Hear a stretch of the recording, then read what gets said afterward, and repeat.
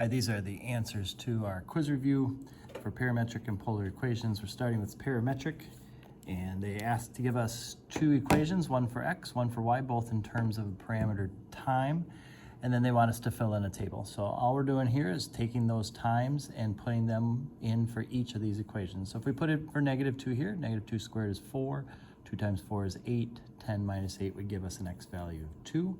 If we put -2 in here for this, we'll get 3 times -2, which is -6, minus 5 will give us -11. So when the time is -2, this particle is at 2, -11. 3, 4, 5, 6, 7, 8, 9, 10, 11, right here. And that's at t equal -2. All right, so now if we go to -1, put that in. -1 squared is 1, 2 times 1 is 2, 10 minus 2 is 8. If I put -1 in here, we get -3 minus 5, which is -8. So now we get 8.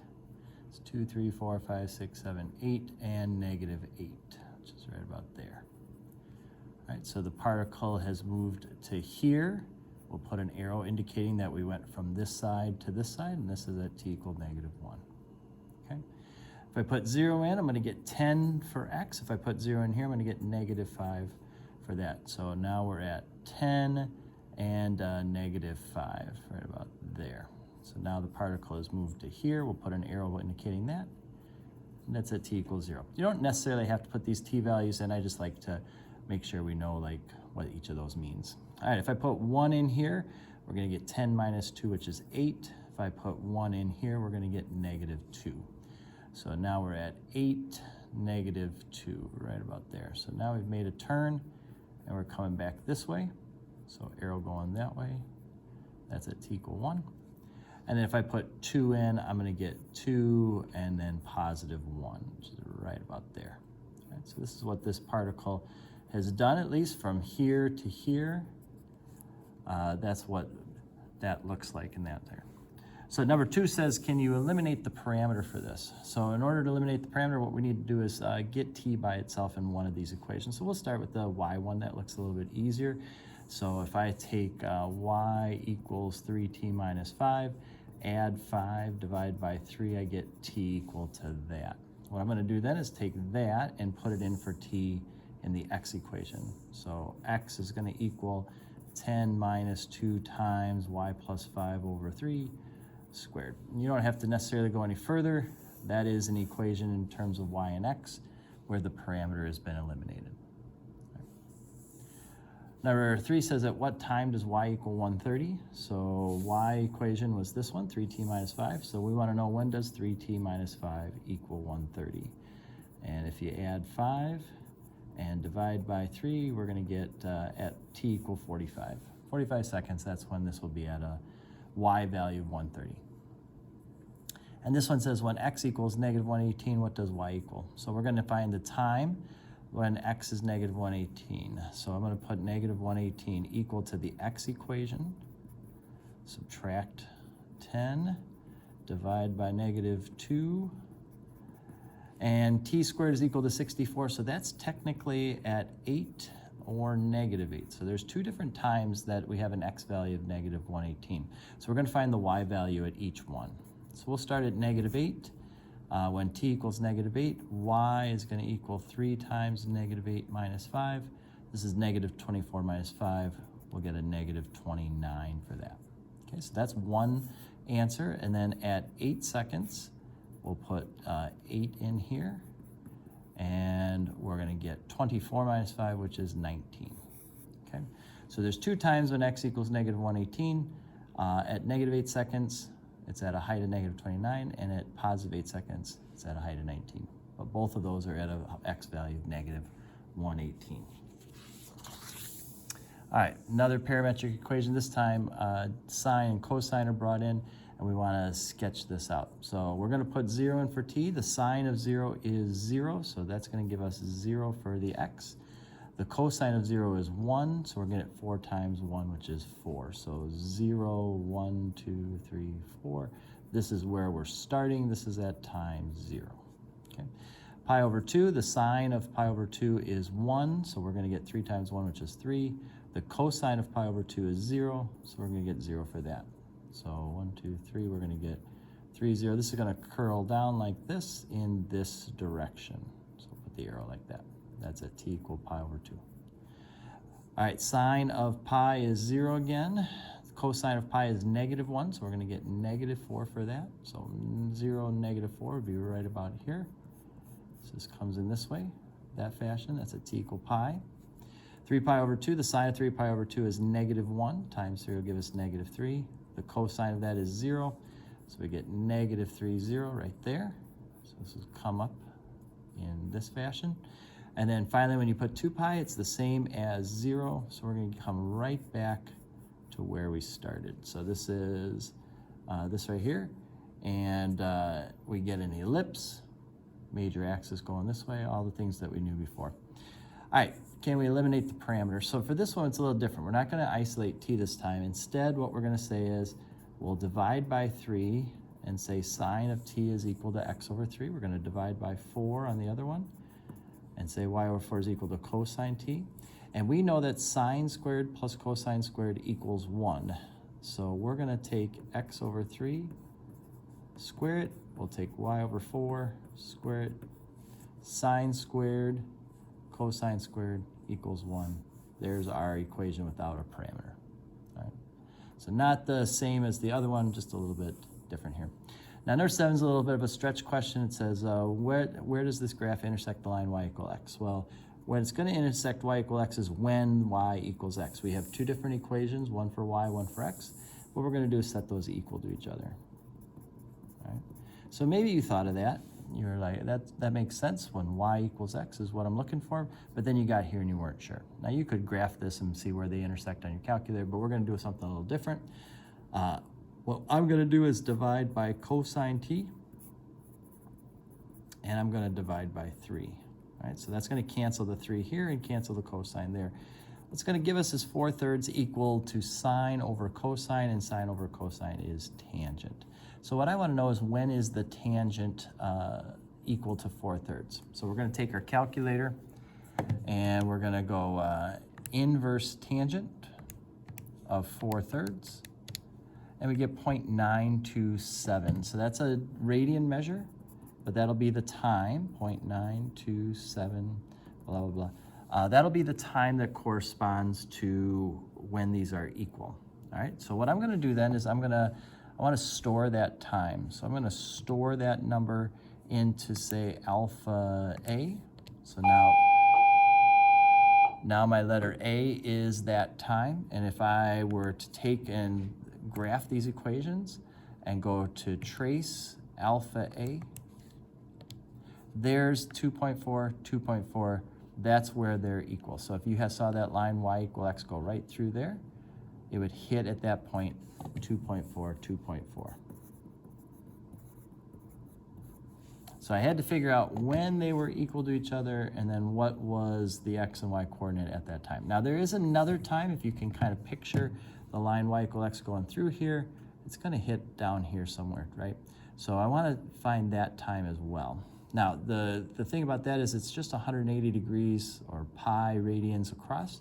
So what I'm going to do is trace at alpha A plus pi, and that'll add 180 degrees to it. You'll see that this will go over here to this other side and actually give us -2.4, -2.4. Which we probably would have predicted, but it's good to check and make sure.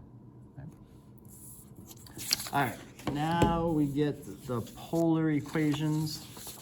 And with the polar equations, we want to see if we can first graph these. Now this line here is 30 degrees. This is 45, and this is 60. Sometimes they'll give you, extra ones in here and stuff, or maybe they just give you the, normal ones. So this one says 3 comma pi over 4. 45 degrees is pi over 4. This is pi over 6. This is pi over 3. All right, so what this is saying is follow the pi over 4 line and go 3 spaces on it. So 1, 2, 3, there is point A. All right. For B, we're going to follow the pi over 6 line, and we're going to go -4. Now 4 would go this way, -4 will go the other way. So same line, but we take it backwards. There's point B. C says go to 3 pi over 2. 3 pi over 2 is right here. It's the 270 degree line. And to go 2 spaces in that direction. 1, 2, there is C. All right, and negative 4 pi over 3 would take us negative pi and a negative pi over 3 more. So this right here will be negative 4 pi over 3. And we want to go 5 on that, which puts us right there. Okay, again, negative 4 pi over 3 takes us that way.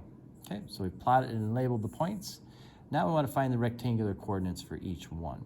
All right, so for A, what we're going to do is we know that this distance is 3, and we know that this angle is pi over 4.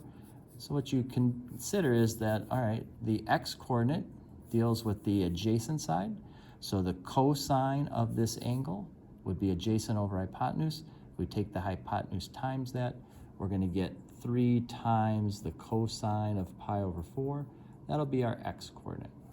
Okay? Our y-coordinate will be 3 times the sine of pi over 4. Okay? Now, pi over 4 is 1 over square root of 2 in its sine and its cosine, so both of these give us 3 over square root of 2. You may have gotten a decimal, and that's okay. This would be the exact answer for that. For part B, same idea. We're going to take negative 4 times the cosine of pi over 6 and negative 4 times the sine of pi over 6. So this is what's nice about this. To find your x, to find your y, you're always going to use the same formula here. So the cosine of pi over 6, again, pi over 6 is right here. That's 30 degrees. The opposite is 1. The adjacent is square root of 3.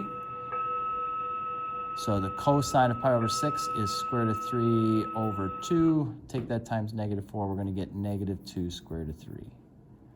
The sine of pi over 6 is 1/2. So 1/2 times that will give us negative 2. Okay. For C, we can actually see that it went down 2 spaces. We didn't go anywhere on the x. We went down 2, so 0, negative 2. That one's pretty simple. And then as far as D goes, we're going to do, again, x as 5 times the cosine of negative 4 pi over 3 and 5 times the sine of negative 4 pi over 3. Okay, so pi over 3, 60 degrees. The cosine is 1/2. And so we're going to get 5 times negative 1/2 because of the cosine being in the second quadrant. This will give us negative 2.5 for our x-coordinate. And for the y-coordinate, the sine of negative 4 pi over 3 is square root of 3 over 2. So we're going to get 5 square root of 3 over 2 for our y-coordinate. Okay. Again, these are built off of these simple truths that we're going to take x equals r times cosine theta and y equals r times sine theta. Don't know why I used a capital R there. Sorry. All right, so you'll take your polar coordinate r theta, and then you can do that to find the rectangular coordinates. Okay. Now this says convert the rectangular coordinates 24, negative 7 into polar coordinates. So if you kind of imagine 24, negative 7's right there. What we need to find out is this distance, that'll be our r, and then what is this theta, right? So as far as the distance goes, we can use Pythagorean theorem. 24 squared plus 7 squared is 625. Take the square root, and you're going to get 25 for your answer there.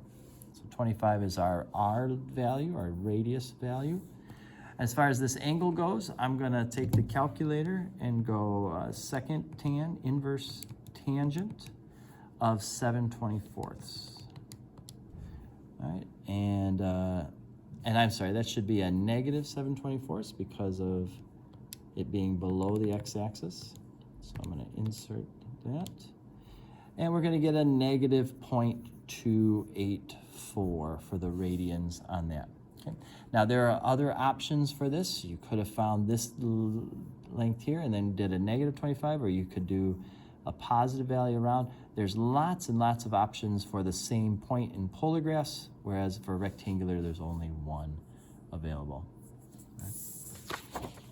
All right, last thing we ask you to do is to graph some things, and we want you just to recognize what you're looking at. When you have a theta by itself, it's always going to equal the angle that's being presented here. So 5 pi over 3 is, well, pi is 180, divided by 3 is 60, times 5 is 300.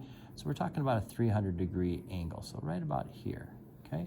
And this would be 5 pi over 3 for positive r values, and then this would be 5 pi over 3 for negative r values. So it's just simply a line at the angle that you're being presented there. Okay. R equal 10 says I want all the points that are distance of 10 away from the pole. So we go up to 10 to negative 10 to negative 10 to 10, and we just make a circle.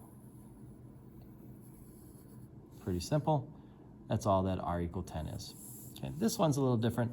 We've got r equals theta plus 2 sine theta. Now r equal theta would just be a spiral. It would kind of go like this, you know, and kind of keep getting bigger and bigger. As theta got bigger, your distance would get bigger because your distance would be matching theta. So for example, when you're here at pi, when theta equals pi, then you'd be pi away from the pole. When theta equals 2 pi, you'd be 2 pi away from the pole.